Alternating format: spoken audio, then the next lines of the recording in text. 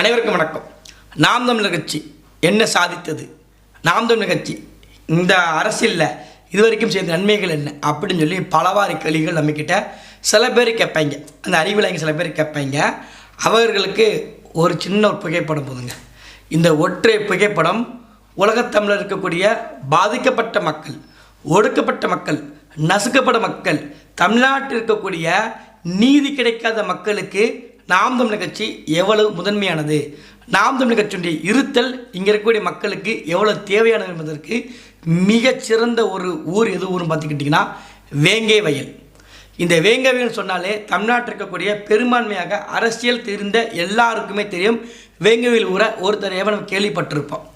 வேங்கை வயலை பற்றி எல்லாருக்குமே தெரியும். கிட்டத்தட்ட ஒரு 15 மாதங்கள் கடந்துருச்சு. குடிக்கிற தண்ணி தொட்டிக்குள்ளே மலத்தை கலந்துருக்காங்க. அந்த மலத்தை கலந்தவனை இப்போ வரைக்கும் இங்கே இருக்கக்கூடிய விடிய அரசு, திமுக அரசால், ஸ்டாலின் அரசால் கண்டுபிடிக்க வக்கு இல்லை. 15 மாதங்கள் கடந்துருச்சு. அந்த மக்கள் கேட்கக்கூடிய ஒரே ஒரு கேள்வி ஒன்று தான், அவனை தூக்கு தண்டனை போடுங்க, இல்லை அவனை தூக்கி நீங்கள் வந்து சேரலுங்க. அதெல்லாம் கிடையாதுங்க. அவன் யாரையும் கண்டுபிடிங்க, எங்களுக்கு அவ்வளோதான், எதுவுமே கிடையாதுங்க. எவனோ ஒருத்தன் பண்ணி போட்டான், அவனை யாரும் எங்களுக்கு கண்டுபிடிச்சி மட்டும் நீங்கள் உங்களுக்கான தண்டனை நீங்களே கொடுத்துங்கன்னு சொல்லி அந்த மக்கள் பெருவாரியாக அரசுக்கிட்ட பல்வேறு கோரிக்கைகள் வச்சாங்க. ஆனால் இந்த அரசு 15 மாதங்கள் ஆனாலும் இன்னைய வரைக்கும் இந்த அரசு வேங்கை மக்களை கண்டுக்கிடலை. ஆனால் ஐயா ஸ்டாலின் சொல்கிறாரு, இந்தியாவை கேட்க ஸ்டாலின் அழைக்கிறேன்னு.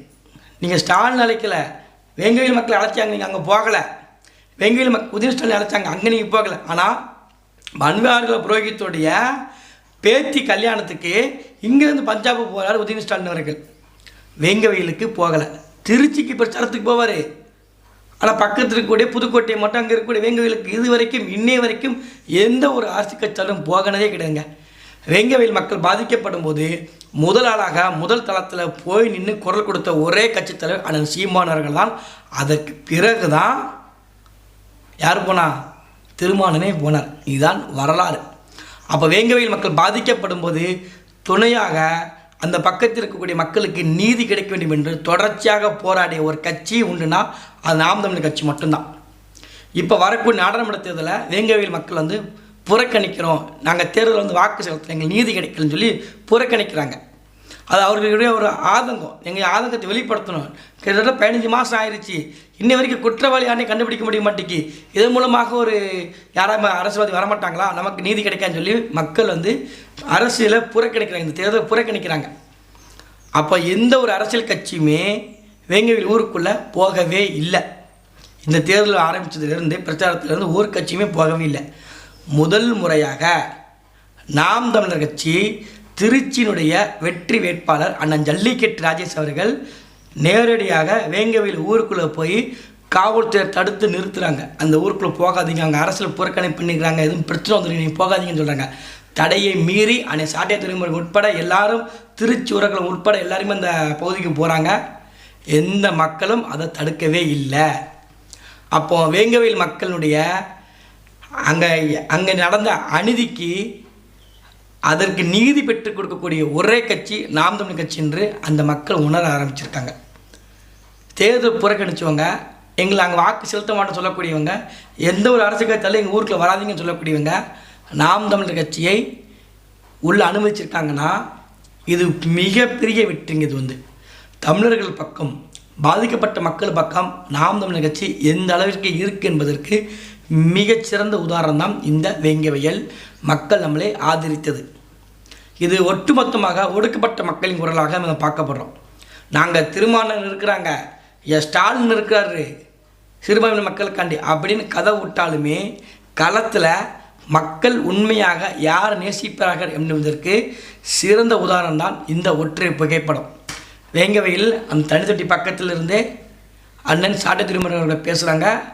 திருச்சியினுடைய வெற்றி வேட்பாளர் அண்ணன் ஜல்லிக்கட்டு ராஜேஷ் அவர்கள் களத்தில் நிற்கிறாங்க. காவல்துறை தடுக்கு ஊர் பொதுமக்கள் விடமாட்டாங்கன்னு சொல்கிறாங்க. ஊர் பொதுமக்கள் நிற்கிற எங்கே கூட நிற்கிறாங்க, ரெடியாக நிற்கிறாங்க தடுக்கிறது. யார் தடுக்கிறதுக்கு? திமுக கட்சிக்காரங்க வந்தால், அதிமுக கட்சிக்காரங்க வந்தால், சங்கி பிஜேபி கட்சிக்காரங்க வந்தால் தடுப்பதற்கு ஊர் மக்கள் தயாராக இருந்தாங்க. வரக்கூடிய நாம் தமிழர் கட்சி தெரிஞ்ச உடனே ஒட்டுமொத்த மக்களும் தடுத்து நிறுத்தவில்லை. நாம் தமிழர் கட்சியை உள்ளே அனுமதித்தார்கள் வேங்கை வயல் மக்கள். இது மிகப்பெரிய வெற்றி. இது உண்மையிலே பெரிய வெற்றி. அது மட்டும் இல்லாமல் நாங்கள் இந்தியாவில் அங்கே காக்க போகிறீங்க. இந்தியா எங்கே காக்க போகிறீங்க? இந்த அறைக்கு வேங்க வயல் சென்னையிலேருந்து தடுக்கி வந்தால் புதுக்கோட்டை மாவட்டம். இப்போ எட்டி பார்க்க முடியல இந்த அரசால். எத்தனை காவல்துறை வச்சுருக்கீங்க, எத்தனை அரசு அதிகாரி வச்சுருக்கிறீங்க, எவ்வளோ டிபார்ட்மெண்ட் உங்கள் கையில் இருக்குது, இவ்வளோ பேர்லேருந்து பல பெரிய கைகள் வச்சுருக்கிறீங்க. அவங்களால எதுவுமே கண்டுபிடிக்க முடியாது மக்களுக்கு. 15 மாதங்கள் கடந்தும் அந்த மக்களுக்கு இன்னை வரைக்கும் நீதி பெற்றுக் கொடுக்க வக்கில்லாத அரசு தான் இந்த அரசு. அப்போ இந்த மக்கள் உணர ஆரம்பிச்சிருக்காங்க. தொடர்ச்சியாக வேங்க வயலில் மக்கள் பாதிக்கப்படும் போது உலகத்தில் இருக்கக்கூடிய கடகோடி மக்களுக்கும் கொண்டு சேர்த்த ஒரே கட்சி நாம் தமிழர் கட்சி தான். அந்த மக்களுக்கு அநீதி நடந்திருக்கு, இந்த அரசு கண்டுகொள்ளாமல் இருக்கு என்பதற்கு நாம் தமிழர் கட்சி மட்டும் ஒன்று இல்லைன்னா எந்த கட்சியுமே இதை பற்றி பேசியிருக்க மாட்டாங்க. பிஜேபி பேசிச்சா? அண்ணாமலை அந்த ஊருக்கு போனாரா? போக மாட்டேனே.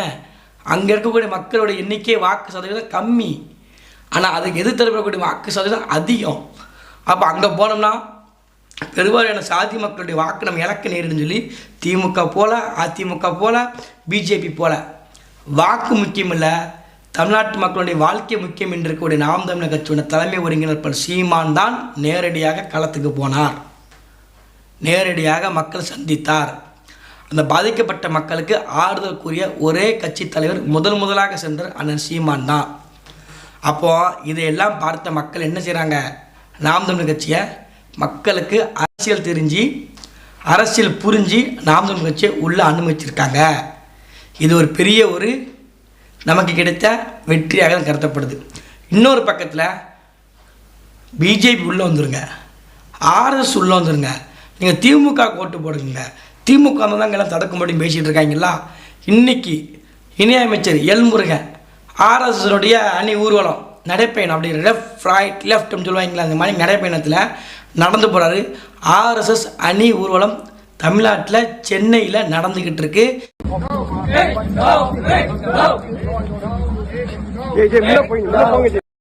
இதை தடுப்பதற்கு முடியல. ஆனாலும் நம்ம இஸ்லாமிய நம்புறோம். நீங்கள் நம்புங்க. நீங்கள் நம்பினாதான் பிஜேபி உள்ள வராது. நீங்கள் நம்பிக்கிட்டே இருங்கப்பா. திமுக ஒரு பிரச்சனை கூட நமக்கு ஓட்டுக்கு அங்கே இருக்கக்கூடிய மக்களுக்கு பிரதிநிதித்துவம் கொடுக்காது, ஒரு வேட்பாளர் கூட நிறுத்தாது, ஒரு கிறிஸ்துவரை கூட நிறுத்தாது, எந்த இடத்துலையுமே இஸ்லாமியர் பக்கத்தில் நிற்காது. ஆனால் நீங்கள் நம்பிக்கிட்டே இருங்க. திமுக தான் உண்மையிலேயே பிஜேபி எதிர்த்துக்கிட்டு இருக்குன்னு சொல்லி அவன் சொல்லக்கூடிய ஓலா கதையை கேட்டு ஆமாம் தலையை அசைச்சு ஆட்டக்கூடிய நம்மளுடைய சென்னையா மக்கா மாமா எல்லாம் இருக்கிற வரைக்கும் அவன் காட்டு நல்ல மழை தான் பெஞ்சிக்கிட்டு இருக்கு. இதை என்னைக்கு உணர்ந்து ஆர்எஸ் ஊர்வலம் தமிழ்நாட்டுக்குள்ளே காவல்துறை அனுமதியோடு நடந்துக்கிட்டு இருக்கு. இதோட 4வது ஊர்வலம் ஸ்டாலின் அரசு வந்தது பிறகு எடப்பாடி அரசில் கூட நடக்கலை. ஸ்டாலின் வந்ததுக்கு பிறகு நடந்துச்சு, 4வது நடந்துருச்சு.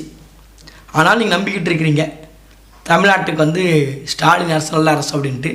என்றைக்கு வேங்கவேல் மக்கள் நாம் தமிழர் கட்சியை அனுமதிச்சது மாதிரி எங்களுக்கு இஸ்லாமியருக்கு நாம் தமிழர் கட்சியை அனுமதிக்கிறீங்களோ அன்னைக்கு தான் இந்த திமுக உண்மையிலேயே இஸ்லாமியர் பக்கம் நிற்கும். இது வரைக்கும் போலிங்க நடிச்சிட்டு இருக்குதுமா போலியா, அது உண்மையிலேயே இப்போ நடித்தா ஆகாது. களத்தில் நிற்கணும்.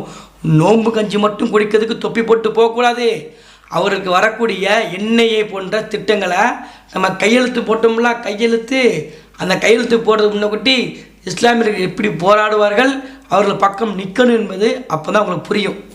வேங்கவேல் மக்கள் திருந்தின மாதிரி விரைவில் இங்கே இருக்கக்கூடிய இஸ்லாமியர்களும் திருந்தி நாம் தமிழர் கட்சி பக்கம் அணி சேர வேண்டும். எனக்கு அணி சேர்ந்திருக்கீங்க, இன்னும் சேர வேண்டும். இங்கே இருக்கக்கூடிய சங்கி அரசுகளை அகற்றி நமக்கான ஒரு அரசியலை, தமிழருக்கான அரசியலை பெரும்பான்மையாக இருக்கக்கூடிய தமிழர்கள், இஸ்லாமியர்கள், கிறிஸ்தவர்கள், அதுபோல் இங்கே இருக்கக்கூடிய பெரும்பான்மை தமிழர்கள் எல்லாரும் சேர்ந்து நமக்கான அரசியல் அமைக்க வேண்டும். நமது சின்னம் ஒளி வாங்கி மறவாதீர் வாக்களிப்பு 2 நாட்கள் தான் இருக்குது. மறவாமல் வாக்கு இனத்தில் 7வது இருக்கக்கூடிய ஒளி வாங்கி சின்னத்திற்கு வாக்களிங்கள். நன்றி, வணக்கம்.